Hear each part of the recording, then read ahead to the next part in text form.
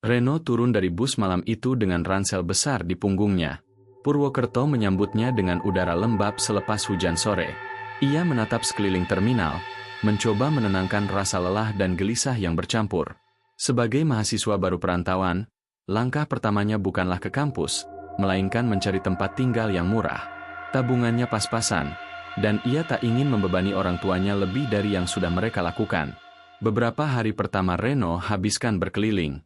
Ia menyusuri jalan-jalan di sekitar kampus, masuk gang demi gang, menanyakan kamar kosong di berbagai kos. Namun kebanyakan harganya jauh di atas kemampuan, atau terlalu jauh dari kampus. Reno mulai merasa putus asa. Sampai akhirnya, seorang tukang warung di dekat kampus menyebutkan sebuah kos tua di ujung gang sempit. Kalau berani, coba aja ke kos Buati. Murah banget, deket sama kampus. Tapi, jarang ada yang betah di sana, katanya sambil tertawa kecil, seperti menyimpan sesuatu. Reno menganggap itu hanya candaan. Gang itu sunyi.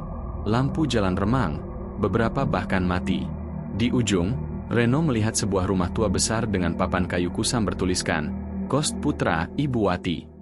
Pagar besinya sudah berkarat, cat dinding mengelupas. Namun lokasinya benar-benar dekat dengan kampus. Seorang ibu parubaya muncul di teras saat Reno mengetuk pintu. Wajahnya ramah, suaranya lembut, dan ia tampak senang melihat Reno datang. Masih ada kamar kosong, nak. Murah, 150.000 per bulan saja, kata Ibu Wati sambil tersenyum. Harga itu jauh di bawah rata-rata yang Reno temukan. Tanpa pikir panjang, Reno langsung mengiyakan. Namun, begitu memasuki rumah itu, Reno merasa ada sesuatu yang tak biasa. Udara di dalam lebih dingin daripada luar, meski tanpa pendingin. Bau lembab menyengat, seperti ruangan yang lama tak ditinggali. Dindingnya berlumut di beberapa sudut, dan suasana rumah itu terasa terlalu sepi. Reno mencoba meyakinkan dirinya. Namanya juga rumah tua. Yang penting murah dan dekat kampus. Ia menaruh barang-barangnya di kamar sederhana dengan ranjang besi, meja kayu lapuk, dan jendela kecil yang kacanya buram. Malam itu, setelah seharian berkeliling, Reno merebahkan diri. Lampu kamar ia matikan, hanya meninggalkan cahaya redup dari lampu lorong. Namun, ketika jam hampir menunjuk pukul 12, ia mulai mendengar suara aneh. Pertama, suara langkah kaki dari lantai atas, padahal Ibu Wati bilang kamar atas kosong semua.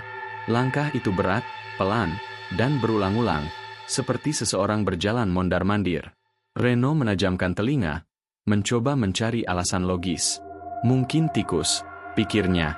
Namun langkah itu terdengar terlalu jelas, terlalu manusiawi. Tak lama, muncul suara bisikan samar dari arah lorong. Reno tidak bisa menangkap jelas kata-katanya, hanya gumaman panjang yang membuat bulu kuduknya meremang. Ia menutup telinga dengan bantal, berusaha mengabaikannya. Kemudian, klek, pintu kamarnya bergeser pelan, terbuka sedikit tanpa ia sentuh. Reno terbangun panik, menyalakan lampu meja. Pintu itu hanya terbuka selebar telapak tangan, seolah ada seseorang yang mengintip dari celah gelap di luar. Jantungnya berdetak kencang. Ia melompat, menutup kembali pintu itu, dan memutar kunci sekuat tenaga. Malam pertamanya di kos itu menjadi panjang, dipenuhi rasa was-was. Reno berusaha tidur, meyakinkan dirinya bahwa itu hanyalah imajinasi kelelahan. Tetapi jauh di lubuk hatinya, ia tahu ada yang tidak beres di rumah tua itu. Dan itulah awal dari semua keanehan yang akan ia alami. Keesokan paginya, Reno bangun dengan wajah lelah. Tidurnya tidak nyenyak, dipenuhi rasa takut yang terus menghantui.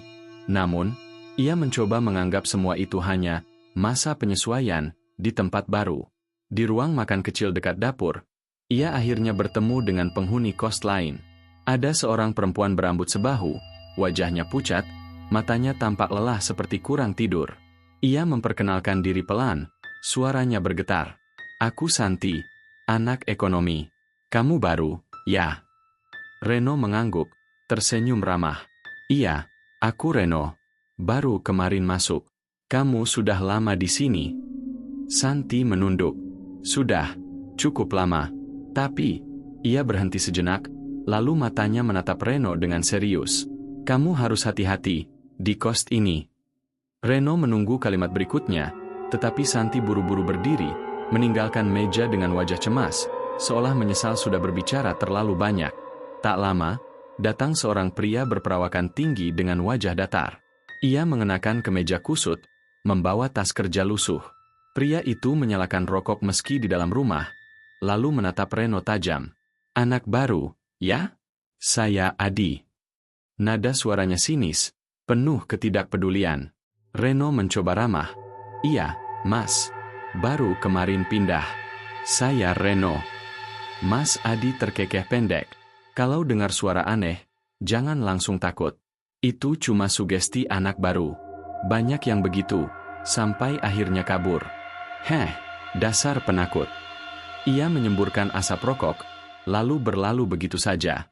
Reno hanya terdiam. Dua penghuni yang ia temui pagi ini meninggalkan kesan berbeda.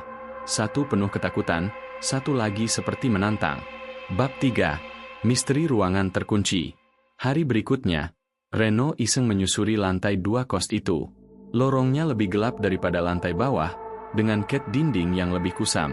Hanya ada 2 kamar yang terlihat digunakan, sisanya kosong. Namun, di ujung lorong ada sebuah pintu kayu besar, berbeda dengan kamar lain. Pintu itu selalu terkunci, gemboknya tua berkarat. Saat Reno mencoba mendekat, suara langkah terdengar dari belakang.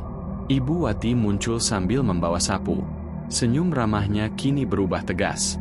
"Reno, jangan pernah mendekati pintu itu, ya. Itu bukan untuk anak kos. Ingat baik-baik." Nada suaranya membuat Reno tercekat.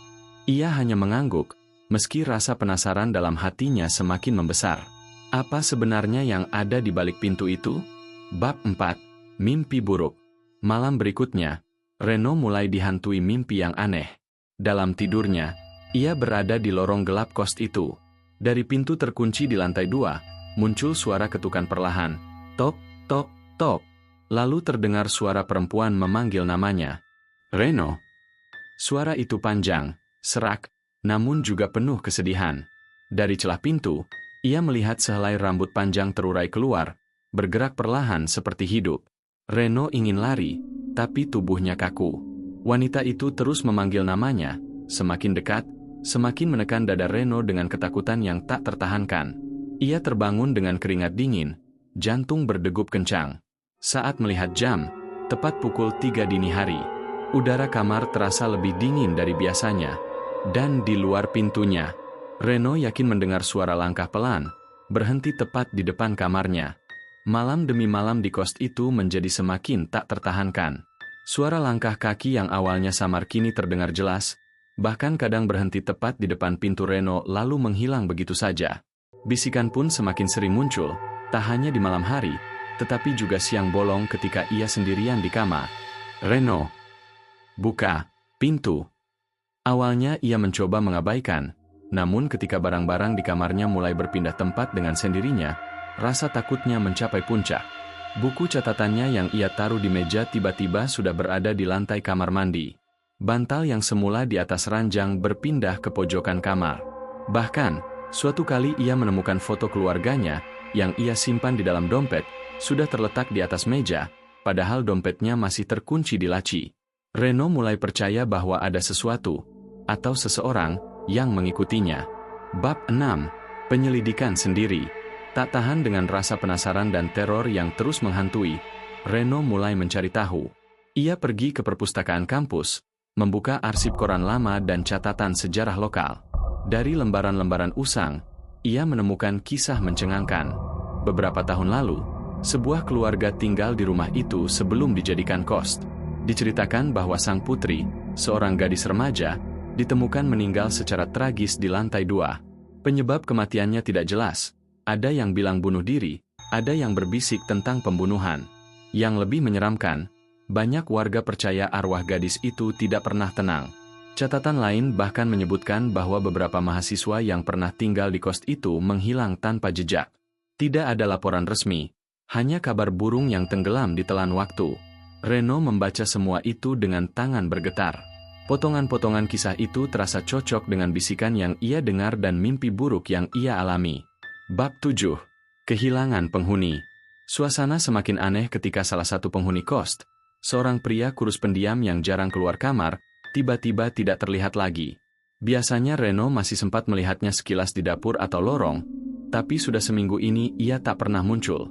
Reno menanyakan hal itu kepada Santi. Namun gadis itu hanya terdiam, wajahnya pucat. Jangan tanyakan hal-hal seperti itu, Ren.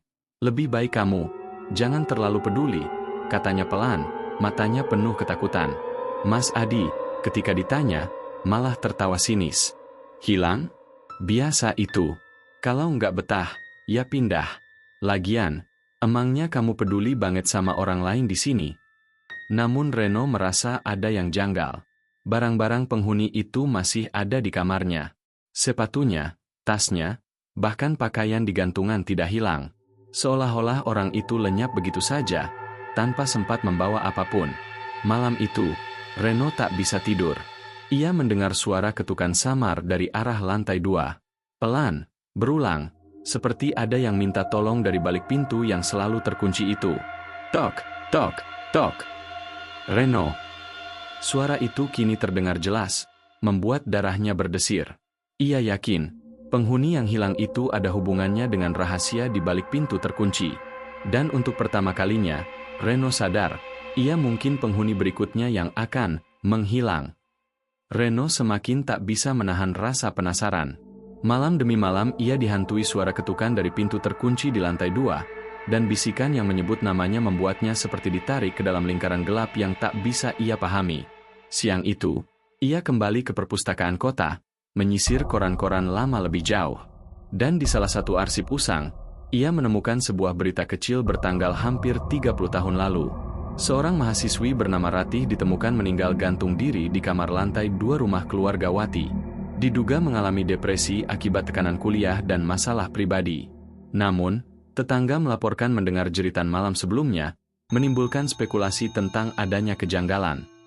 Reno terdiam lama menatap potongan artikel itu. Nama Ratih terus terngiang di kepalanya. Kematian bunuh diri, kamar di lantai 2, semua tanda mengarah pada pintu terkunci itu. Bab 9. Hubungan dengan penghuni. Malamnya, Reno memberanikan diri menemui Santi.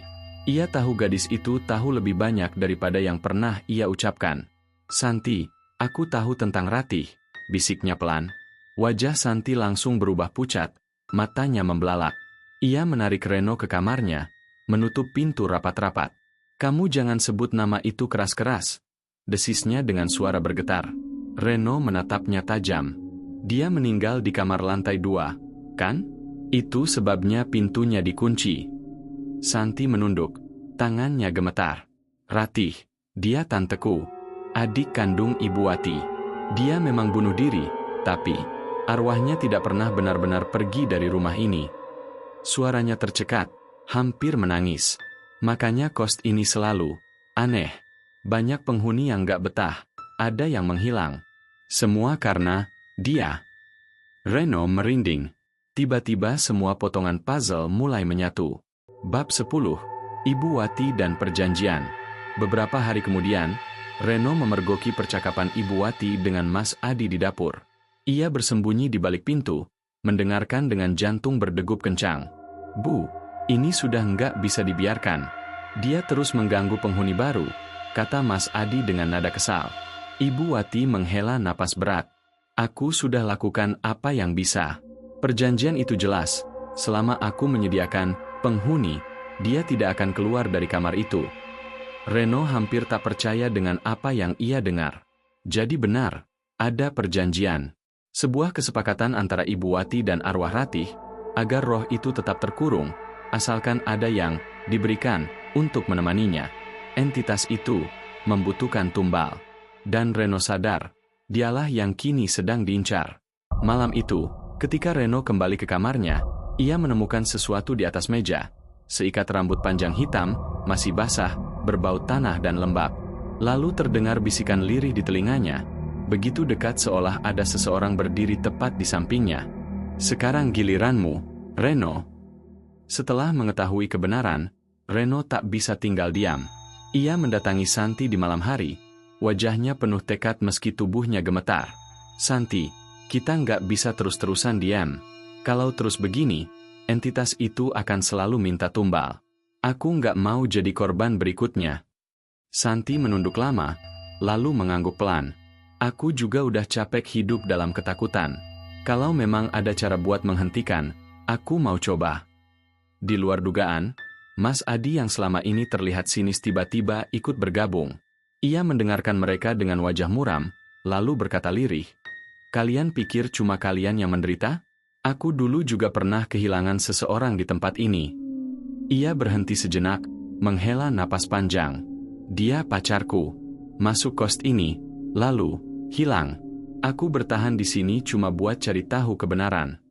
3 orang yang awalnya terasing kini bersatu.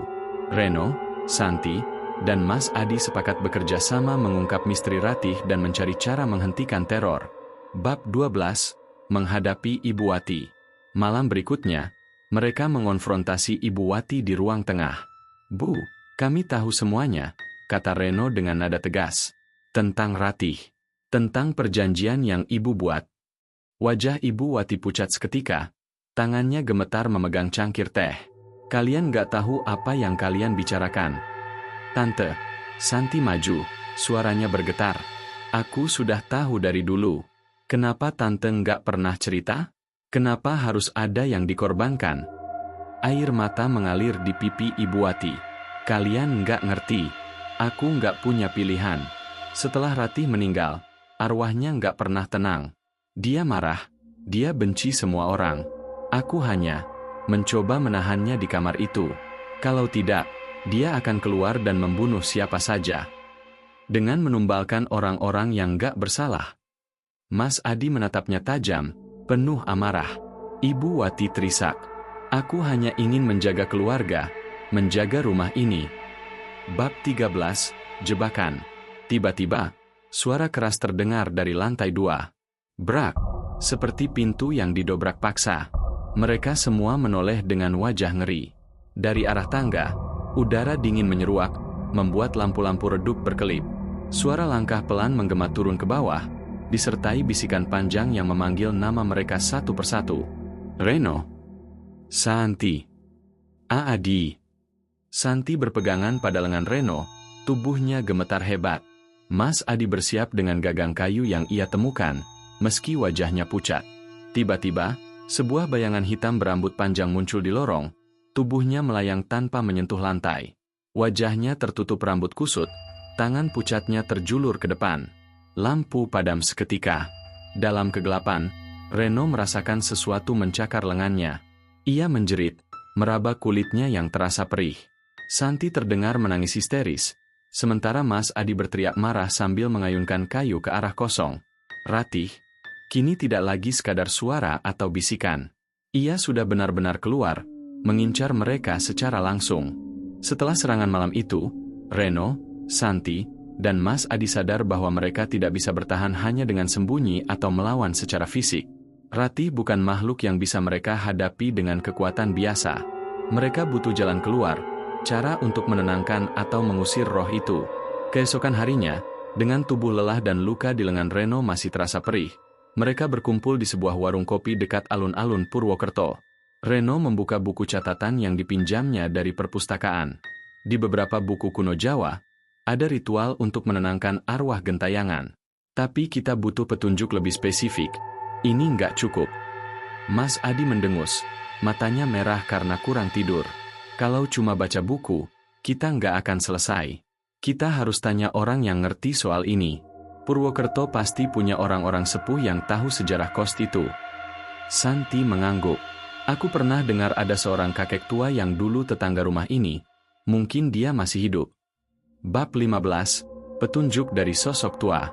Lewat penelusuran kecil dan bertanya pada warga sekitar, mereka akhirnya menemukan rumah sederhana di pinggir kota. Seorang kakek renta, berambut putih dengan tongkat bambu, menyambut mereka dengan tatapan dalam yang seolah tahu maksud kedatangan mereka bahkan sebelum mereka berbicara. "Kalian dari kos itu, kan?" Suaranya serak namun tegas. Reno tercekat. Kakek tahu. Kakek itu menghela napas panjang. "Aku dulu tetangga keluarga Wati. Aku tahu apa yang sebenarnya terjadi pada Ratih." Santi maju, matanya penuh harap. "Selama ini kami hanya tahu dia bunuh diri." "Tidak." Kakek menggeleng perlahan, suaranya berat. Ratih tidak bunuh diri. Dia dibunuh. Orang yang membunuhnya adalah seseorang yang dekat dengannya. Seorang lelaki yang ia percayai. Luka itu begitu dalam, membuat rohnya tidak pernah bisa pergi. Ia terkunci di kamar itu, menunggu, haus akan balas dendam. Reno merasakan bulu kuduknya berdiri. Kalau begitu, perjanjian yang Ibu Wati buat. Kakek menatap mereka satu persatu, matanya tajam meski keruh dimakan usia. Perjanjian itu hanya memperpanjang penderitaan. Ratih tidak butuh tumbal, dia butuh kebenaran. Selama pembunuhnya belum diungkap, selama kebenarannya terkubur, dia akan terus menghantui. Dan kalian bisa jadi korban berikutnya. Udara di sekitar terasa semakin dingin. Reno menelan ludah, menatap Santi dan Mas Adi dengan wajah pucat. Mereka baru saja membuka rahasia yang lebih kelam daripada yang mereka bayangkan. Setelah pertemuan dengan kakek tua itu, Reno dan Santi terus menggali potongan-potongan cerita. Semakin mereka menyelidiki, semakin jelas bayangan tentang siapa sebenarnya pembunuh Ratih.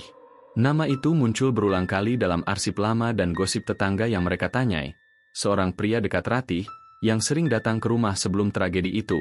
Hati Reno mencelos ketika potongan kisah itu akhirnya mengarah pada satu orang yang selama ini bersama mereka, Mas Adi. Reno menatap Santi dengan wajah pucat. Mas Adi, dulu pacarnya Ratih.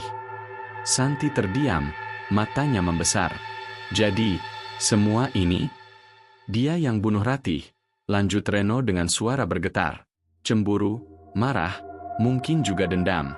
Dan sekarang dia balik ke kos ini bukan untuk mencari kebenaran, tapi untuk memastikan rahasia itu tetap terkubur. Bab 17.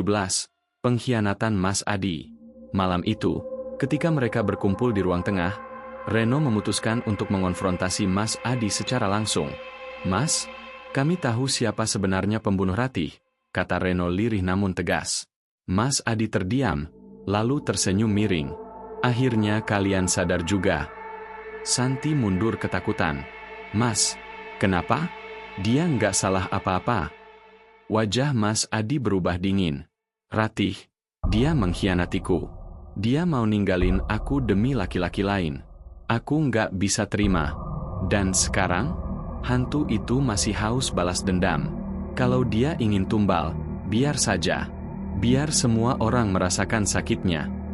Dengan cepat, Mas Adi meraih sebuah pisau dapur dari meja. Ia menatap Reno dengan tatapan liar. Kalian berdua terlalu banyak tahu. Ratih sudah memilih kalian. Aku hanya membantu mempercepat takdirmu. Tiba-tiba, udara di sekeliling mereka menegang. Rambut panjang Ratih bermunculan dari lorong, melayang-layang di udara. Bisikan serak terdengar semakin keras, bercampur dengan tawa tipis yang membuat bulu kuduk berdiri.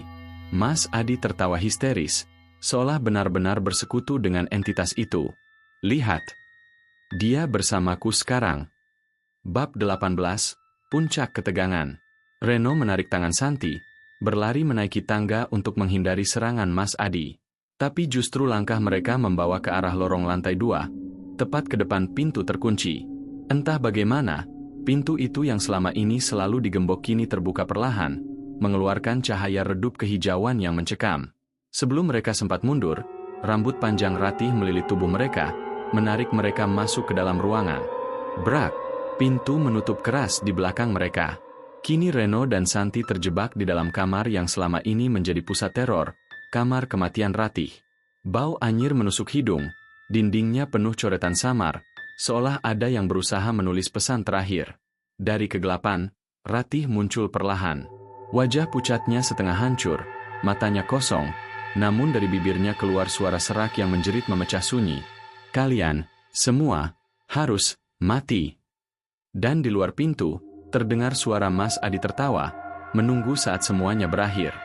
Di dalam kamar yang pengap dan penuh bayangan, Reno dan Santi berusaha menenangkan napas mereka. Ratih berdiri di sudut ruangan, wajahnya pucat penuh luka, menatap mereka dengan tatapan haus darah. Namun, Reno memperhatikan sebuah laci tua yang setengah terbuka. Dengan nekat ia merangkak ke arahnya. Di dalamnya, ada beberapa benda yang tampak sangat pribadi. Sebuah buku harian kecil dengan sampul lusuh, pita rambut merah yang sudah kusam, dan sebuah foto Ratih bersama seorang pria, Pria itu adalah Mas Adi. Santi dengan cepat membuka buku harian itu. Di halaman terakhir, ada tulisan tergesa-gesa. Jika aku mati, jangan biarkan dia bebas. Hanya dengan mengembalikan ini, aku bisa tenang. Pesan itu jelas mengacu pada benda-benda yang mereka temukan. Ratih sendiri, meskipun penuh amarah, rupanya masih menyimpan keinginan untuk damai. Bab 20. Ritual penenang. Santi, yang sejak kecil pernah belajar doa-doa dari neneknya, mulai merapal ayat-ayat perlindungan. Reno menaruh benda-benda itu di lantai, membentuk lingkaran sederhana dengan lilin yang kebetulan ada di kamar. Suasana langsung berubah tegang. Angin kencang menghantam jendela, seolah Ratih menolak. Rambut panjangnya berputar liar, menampar wajah Reno dan hampir mencekik Santi. Namun, saat Reno mengangkat pita rambut merah itu dan meletakkannya di tengah lingkaran, Ratih tiba-tiba berhenti bergerak. Matanya bergetar, seolah ada sisi manusiawinya yang kembali. Aku hanya ingin damai. Suara Ratih lirih, penuh luka batin. Reno dan Santi terus menguatkan ritual, berusaha memutus perjanjian kotor yang dulu dibuat Ibu Wati. Perlahan, cahaya dari lilin-lilin menyatu, membentuk lingkaran pelindung. Bab 21. Pertarungan fisik dan gaib. Namun, tepat ketika roh Ratih mulai mereda, Mas Adi menerobos masuk ke kamar. Matanya liar, wajahnya penuh amarah. Tidak, dia milikku. Kalau dia tenang, semua rahasiaku terbongkar. Teriaknya sambil menodongkan pisau. Ia menyerang Reno, membuat keduanya bergulat di lantai. Santi berusaha melindungi lingkaran ritual agar tidak hancur. Tapi tiba-tiba rambut Ratih kembali melilit Mas Adi, menariknya ke udara. Mas Adi menjerit histeris. Ratih, aku cinta padamu. Jangan tinggalkan aku. Ratih menatapnya dengan wajah penuh kebencian. Kau yang membunuhku. Pisau di tangan Mas Adi terlepas. Tubuhnya dilempar keras ke dinding, kepalanya menghantam ujung meja. Darah mengalir deras, dan ia terkapar tanpa nyawa. Santi menutup mulutnya, ngeri sekaligus lega. Reno, meskipun tubuhnya penuh luka, tetap menyalakan lilin terakhir. Cahaya itu menyinari foto Ratih, dan perlahan bayangan menyeramkan berubah menjadi sosok gadis muda yang tersenyum sedih. Terima kasih, bisiknya sebelum lenyap dalam cahaya. Kamar itu kembali sunyi. Bau anyir hilang. Hanya tubuh Mas Adi yang masih tergeletak, membuktikan betapa nyata semua kejadian itu. Pagi hari setelah ritual, sinar matahari menembus jendela kamar yang semalaman dipenuhi teror. Udara yang sebelumnya selalu lembab dan dingin kini terasa lebih hangat dan segar. Reno dan Santi keluar dari kamar terkunci itu dengan langkah gontai, meninggalkan tubuh Mas Adi yang masih terbaring kaku. Ibu Wati berdiri di depan pintu dengan wajah pucat. Air matanya menetes begitu melihat perubahan di kos itu. Aroma busuk yang dulu selalu menempel lenyap, digantikan bau tanah basah yang menenangkan. Ratih, akhirnya kau bebas, bisiknya lirih, tangannya bergetar menutup mulut. Ia lalu menatap Reno dan Santi, suaranya serak. Maafkan aku seharusnya tidak membuat perjanjian itu dulu. Aku hanya ingin melindungi orang-orang, tapi justru malah membuat banyak nyawa tersiksa. Reno menatapnya dengan lelah tapi tenang. Yang penting sekarang sudah berakhir, Bu. Bab 23. Dampak psikologis. Hari-hari berikutnya berjalan lambat. Reno dan Santi masih sering terbangun tengah malam, mendengar gema bisikan samar yang sebenarnya hanya sisa trauma mereka. Santi menatap langit sore dari balkon kampus. Rasanya, kita nggak akan pernah sama lagi setelah semua ini, katanya pelan. Reno, yang duduk di sampingnya, mengangguk. Mungkin kita nggak bisa melupakan, tapi kita bisa belajar darinya. Kita masih hidup, itu yang penting. Mereka saling berpandangan, lalu Reno tersenyum kecil. Janji ya, kita nggak akan putus kontak, apapun yang terjadi. Santi tersenyum tipis, matanya masih menyimpan bayangan ketakutan, tapi juga ada secercah harapan. Janji. Bab 24. Kos baru. Kabar tentang kematian Mas Adi sempat membuat geger, tetapi Ibu Wati menutupinya dengan alasan kecelakaan. Tidak ada yang tahu kebenaran gelap di balik kos tua itu kecuali mereka bertiga. Beberapa bulan kemudian, Reno melintas kembali ke depan kos tersebut. Bangunan itu kini sudah kosong, jendelanya tertutup rapat dengan papan kayu. Ada papan besar bertuliskan, "Dijual, hubungi Ibu Wati." Reno berhenti sejenak, mengingat kembali setiap teror yang pernah ia alami di dalamnya. Lalu ia menarik napas panjang, melepaskan semuanya, dan melanjutkan langkah. Bagi Reno, kos itu bukan lagi sekadar tempat tinggal, melainkan titik balik hidupnya. Dan kini, ia siap menata masa depan baru bersama Santi, tanpa bayangan Ratih yang menghantui. Waktu berlalu. Luka-luka fisik yang Reno dan Santi alami sudah lama sembuh, tetapi bekas psikologisnya masih membekas. Mereka berdua memilih jalan masing-masing. Reno menyelesaikan kuliahnya dengan tekun, sementara Santi perlahan bangkit dari trauma dan kembali berani bersosialisasi. Meski tidak tinggal serumah lagi, mereka tetap sering bertemu, saling menguatkan. Mereka tahu bahwa hanya mereka berdua yang benar-benar memahami apa yang terjadi di dalam kos itu. "Kita saksi hidup," kata Santi suatu malam. Reno mengangguk, menatap langit. "Dan nggak ada yang bakal percaya kalau kita ceritain semua detailnya. Tapi setidaknya, kita masih hidup untuk cerita." Bab 26, Jejak Cerita. Tahun-tahun berlalu, dan kos itu akhirnya direnovasi besar-besaran. Cat dinding baru, pintu-pintu diganti, dan nama kos pun berubah. Bangunan itu tampak seperti tempat tinggal mahasiswa biasa. Namun, di kalangan anak kampus, tetap ada bisikan samar, cerita tentang kos atau sarang setan. Konon, beberapa mahasiswa baru yang tinggal di sana masih sering mendengar suara langkah di lantai atas, atau bayangan perempuan berambut panjang melintas di lorong.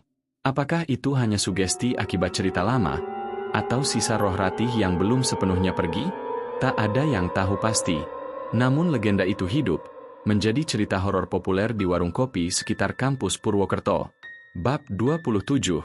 Penutup. Suatu sore, Reno kembali ke kota itu setelah bertahun-tahun lulus. Ia berhenti di depan bangunan kos yang kini sudah tak menyeramkan lagi, penuh warna cerah dan tawa mahasiswa baru. Di tangannya ada sebuah foto lama, dirinya berdiri di depan kos itu, saat pertama kali tiba di Purwokerto. Wajahnya waktu itu penuh harapan, tanpa tahu betapa kelam masa depan yang menantinya. Sebuah senyum pahit terukir di bibir Reno. Ia tahu, di balik cat baru dan keramaian penghuni sekarang, kos itu pernah menjadi saksi bisu pertarungan hidup dan mati. Ia menyimpan foto itu kembali ke dompetnya, lalu berjalan pergi.